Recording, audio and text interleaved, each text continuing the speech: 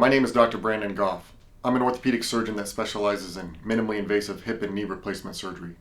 I primarily focus on soft tissue preservation as well as robotic applications in my surgeries to get my patients up and moving as fast and as quickly as possible with the least amount of pain after surgery.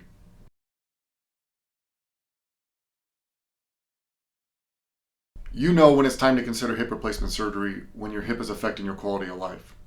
If you feel like your hip is stopping you from being active or doing the things that you'd like to do on a daily basis, in my opinion, those are the patients that are excellent candidates for hip replacement surgery.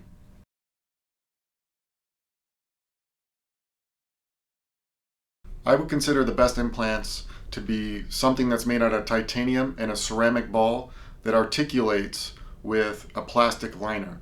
This is the gold standard in hip replacement right now. It gives us the best wear pattern as well as the least amount of complications after the surgery to let the patient get back to their active lifestyle. I think most patients are candidate for hip replacement surgery. There is somewhat of a limit based on weight, but that is depending on how the patient is built, what their quality of life is, what their medical condition is, and what other comorbidities are. I've treated people as far as young as 17 years old all the way up to 95 years old and replaced their hips to get them back to doing the things they'd want to do.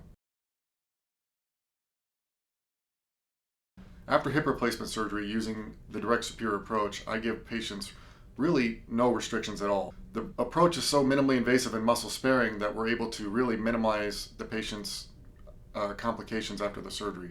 So really the only thing I talk to my patients about is running or anything that's high impact activities. Those are the activities I prefer my patients not do simply because they'll wear their hip out faster. They'll actually be able to do it, and the big thing is we're asking you not to do it. But you can do several other things to be really active and maintain your active lifestyle without using high impact activities. After hip replacement surgery, my patients can wean off a walker as little as a couple hours to a couple days and a couple weeks. It just simply depends on how the patient is doing after surgery, their pain control, how comfortable they are, their progression with physical therapy, and also their medical comorbidities. If the patient's young and healthy, we've had patients go home from the hospital or an outpatient surgery center with no walker or no cane, and some people it takes a little bit longer depending on how they do physically. Patients can drive after surgery when they're no longer taking narcotic pain medication and they can safely operate the vehicle. Now, the good thing about using the direct superior approach, the pain after the surgery is significantly less, so most of our patients are usually taking only Tylenol for pain control after. That knocks one of those criteria out pretty quick. You can return to work after hip replacement surgery using the direct superior approach as soon as you want, to be honest with you. It's really depending on how you're doing in your pain level and what you feel comfortable with. As far as I'm concerned, you can go back to work as soon as you're ready to go. The major complications of hip replacement surgery are dislocation, infection, nerve or vascular injury. Those are all about 1%. Dislocation in particular is significantly less with what we're doing, the direct superior approach. About 0.5% is what I tell patients.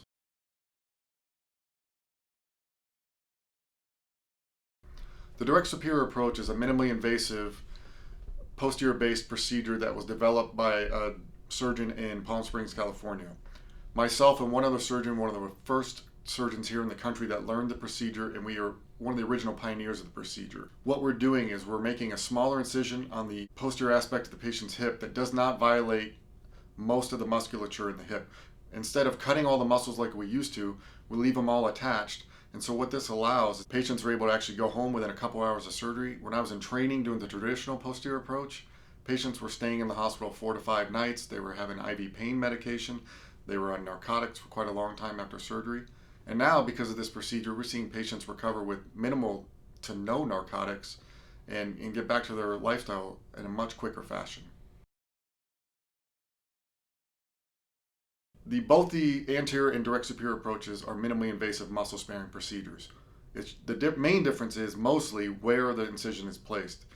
The anterior approach, the incisions are placed in the front of the hip, and the direct superior approach were in the posterior aspect of the hip or the back of the hip. Recently, there's been an article that came out that showed that with direct anterior, there's a significant amount of more complications rate of dislocation and postoperative bleeding compared to doing a minimally invasive posterior based approach similar to the direct superior approach.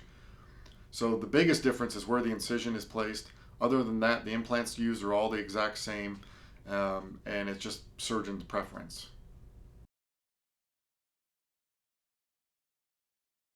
I've had a couple patients who have had persistent pain after hip replacement surgery, and sometimes what it comes down to is simple muscles that happen to be rubbing over the implants that cause the irritation, and usually that can be addressed with maybe an injection or physical therapy. Sometimes it's because they also had concomitant back pain that we didn't address, and we fixed the hip problem, but they're still having the back pain and they perceive it as hip pain. Realistically, that really happens very minimally and not very often.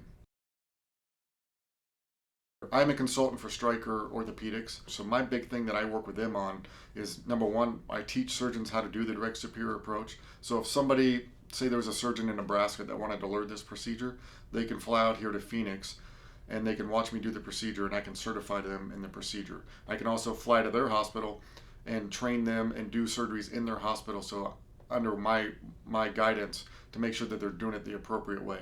I've also helped develop instruments that we use during this procedure, specifically retractors, because the incision's so small and there's such little tissue damage. We need specialized instruments to be able to complete this procedure in a safe and effective manner. So I work very closely with Stryker developing those instruments as well. In my opinion, almost everyone is a candidate for outpatient hip replacement surgery. The biggest thing we look at is comorbidities. If the patient's got a lot of medical comorbidities, has significant heart problems or lung problems, and those sort of things that may need closely monitoring after surgery, those patients are most likely better served in an inpatient setting. However, I would say about 75% of the people I see are candidates for outpatient hip replacement surgery in a surgery center. I think you should strongly consider direct superior hip replacement for your treatment of your hip arthritis. I've done over 1,000 of these procedures. I'm one of the original pioneers in the procedures. I've seen the results, and the results speak for themselves. I've seen them literally walk out of the hospital 2 or 3 hours after the surgery and get back to doing all the active things they want to do. I've seen people hike within a week of their surgery, although I don't always recommend that. It's been simply amazing to watch the patients' lives be transformed that quickly after surgery because of this minimally invasive muscle sparing technique called the direct superior approach. It took me probably about 3 to 4 months and probably about 25 to 50 procedures before I felt like I was extremely efficient and very comfortable with the procedure. And once I felt comfortable after those initial 25 to 50 procedures, then it became more of a like second nature and more comfortable for me to perform. I've been doing minimally invasive hip replacement surgery now for about 8 years with tremendous success. Well, the nice thing about the direct superior approach, you are a candidate and pretty much anybody else is a candidate. I don't remember the last time I had to do a traditional full exposure for a patient that walked into my office with primary hip arthritis and has never had a surgery before. So in my hands, everybody that walks in my door is a candidate for minimally invasive hip replacement surgery. I really like for my patients to come into surgery in the best shape possible so they can come out of surgery in the best shape possible. So I spend a lot of time talking to my patients about what to do before they get their hip replacement surgery with the minimally invasive direct superior approach. I tell my patients, you should be as active as you can going into surgery as pain allows. So if you can walk 3 to 4 miles a day and it's really not hurting your hip too bad, you should absolutely do that. I've had patients come into my office and say they saw someone else and said, oh, that surgeon told me I shouldn't walk at all because my hip's so bad. I think that's a terrible idea. We need you to be in as good a shape as possible coming into surgery so that when you come out of surgery, your muscles are strong, you're feeling good, and you can do the recovery appropriately to get the best outcome that we're both looking for.